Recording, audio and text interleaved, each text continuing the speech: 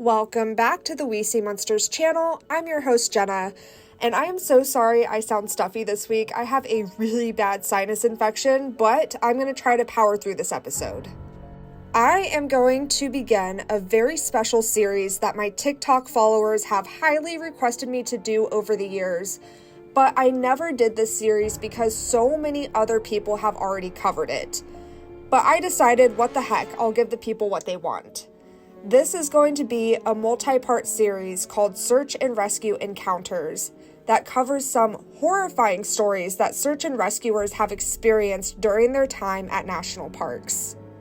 If you haven't listened to Missing 411 by David Paulides, I highly recommend you guys find that documentary, which I'm pretty sure is on Prime, and go down the rabbit hole because there is some seriously crazy shit that goes down in our national parks that the government does not want you to hear about.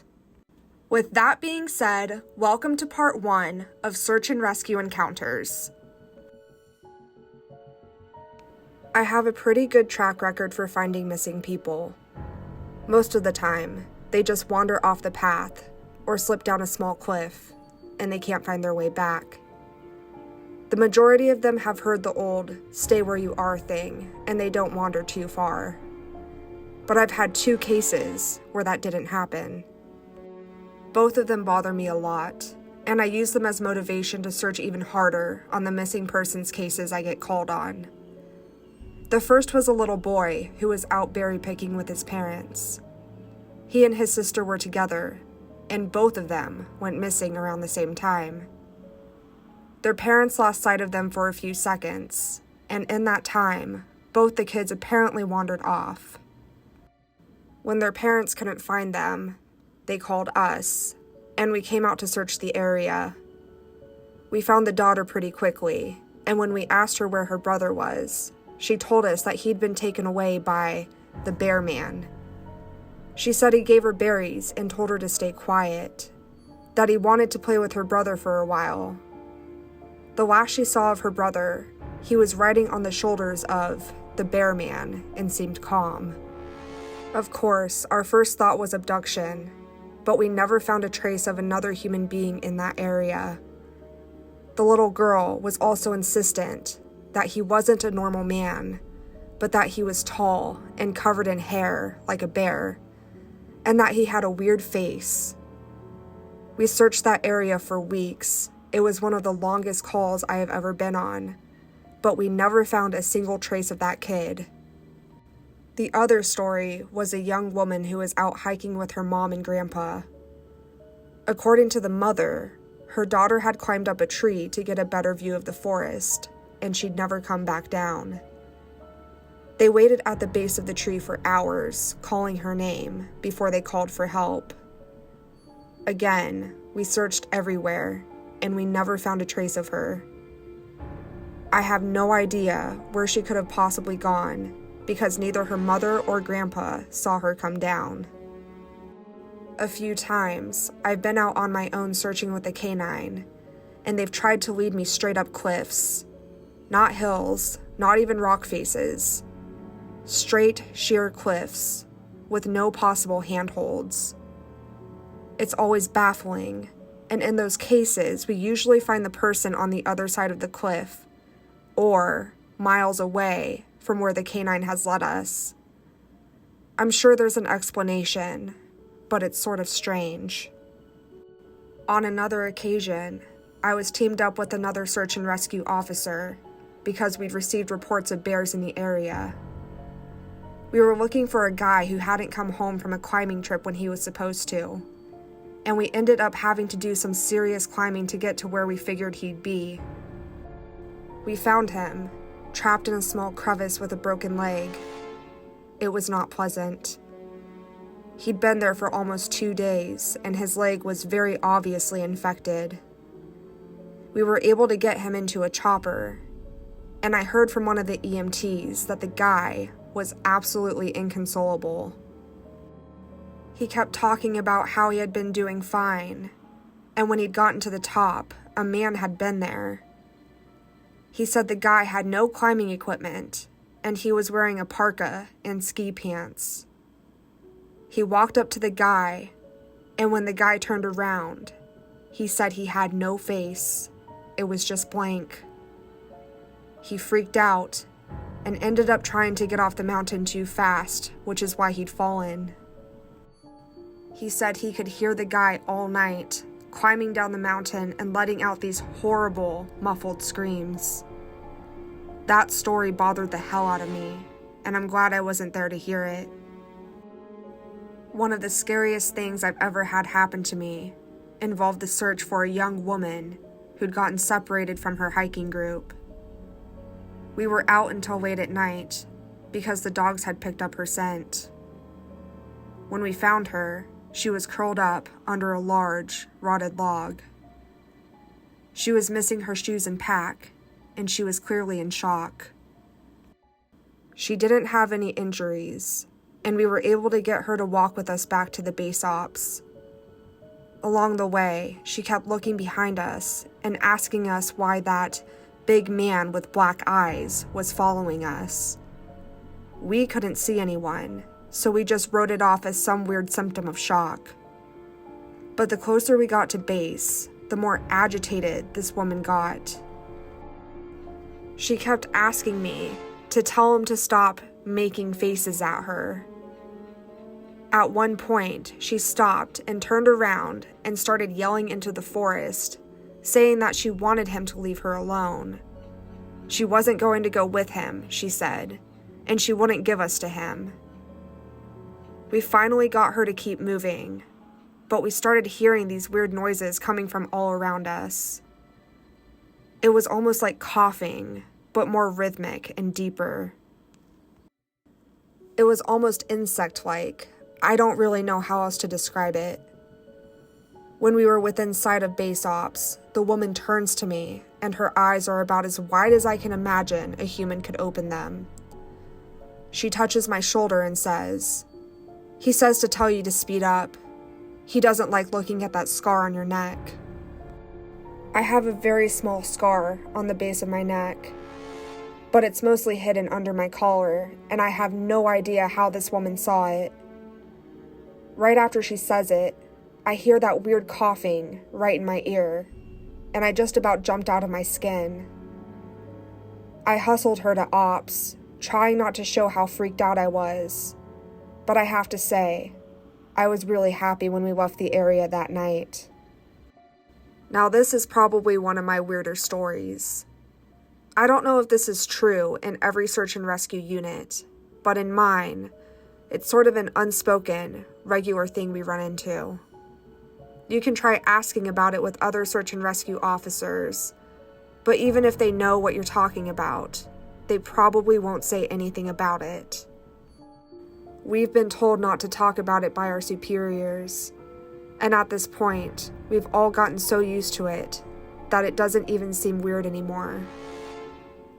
On just about every case where we're really far into the wilderness, I'm talking 30 or 40 miles, at some point, we'll find a staircase in the middle of the woods. It's almost like if you took the stairs in your house, cut them out, and put them in the forest.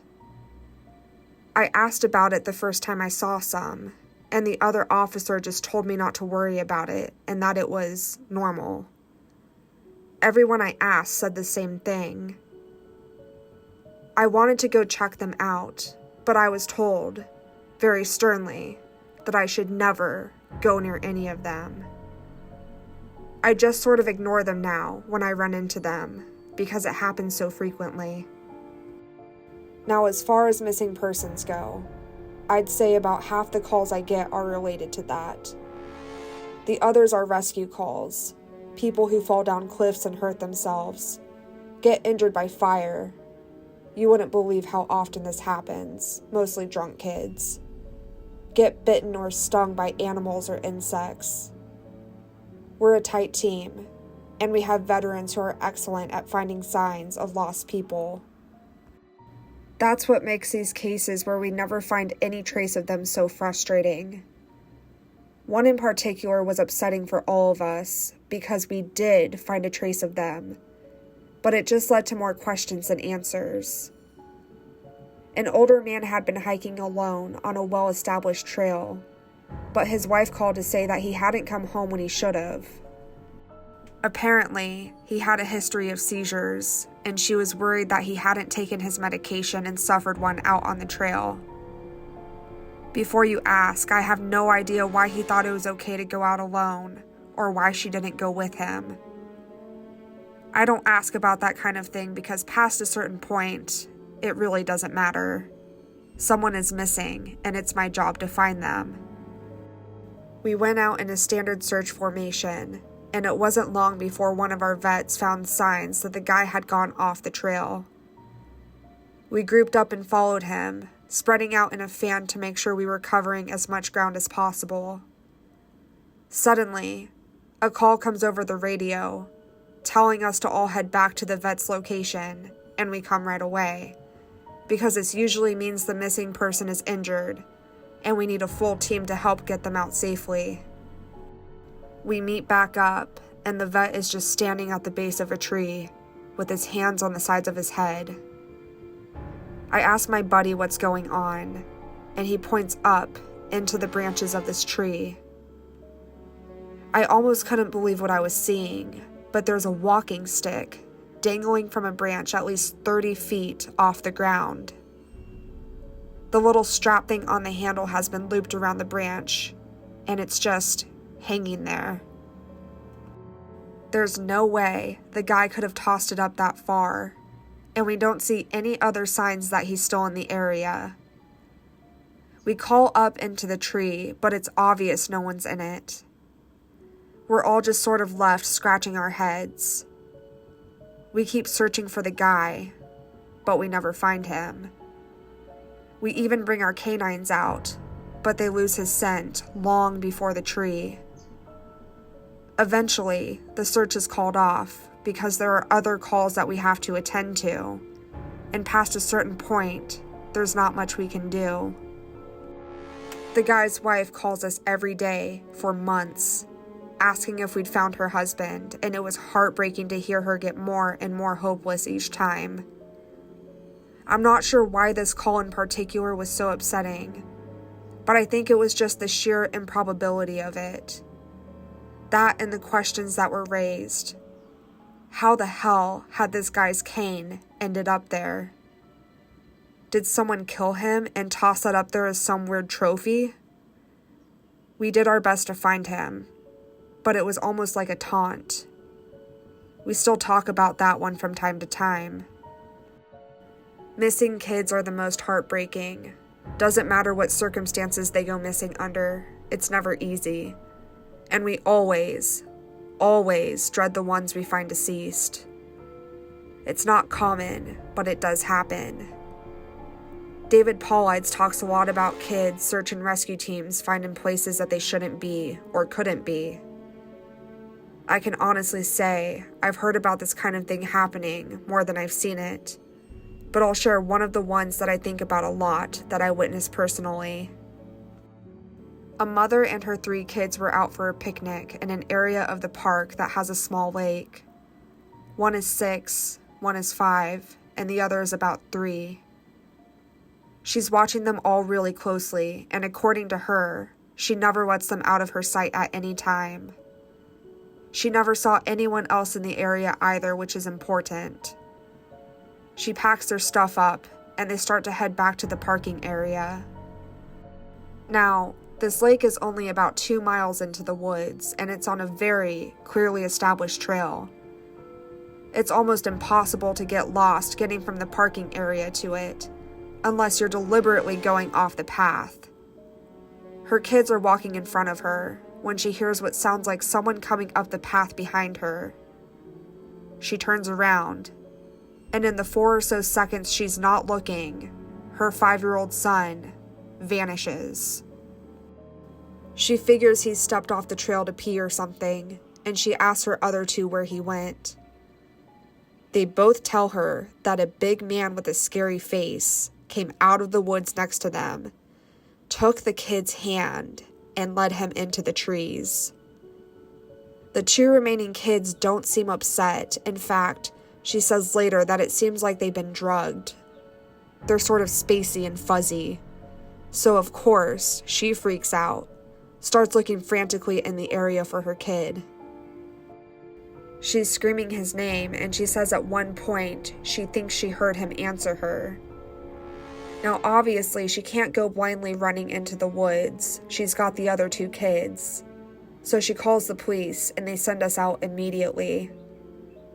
We respond and we start the search for him.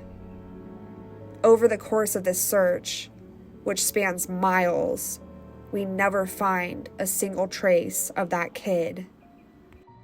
Canines can't pick up any scent. We don't find any clothing or broken bushes or literally anything that would signify a child being there. Of course, there's suspicion about the mother for a while, but it's pretty clear that she's completely destroyed by the whole thing. We looked for this kid for weeks with a lot of volunteer help, but eventually, the search pans out and we have to move on. The volunteers keep searching though, and one day, we get a call on the radio letting us know that a body has been found and needs to be recovered. They tell us the location, and none of us can believe it. We figure it has to be a different kid. But we go out there, about 15 miles from the site where he vanished, and sure enough, we find the body of the kid that we had been looking for. I have been trying to figure out how this kid got where he did ever since we found him, but I have never come up with an answer. A volunteer just happened to be in the area because he figured he might as well look in places that no one else would think of. He comes to the base of a tall, rocky slope, and halfway up he sees something.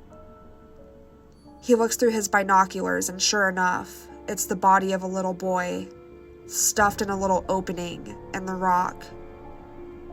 He recognizes the color of the kid's shirt, so he knows right away that it's the missing boy. That's when he calls it in, and we're dispatched. It took us almost an hour to get his body down, and none of us could believe what we were seeing. Not only was this kid 15 miles from where he'd started, but there's no possible way he could have gotten up there on his own.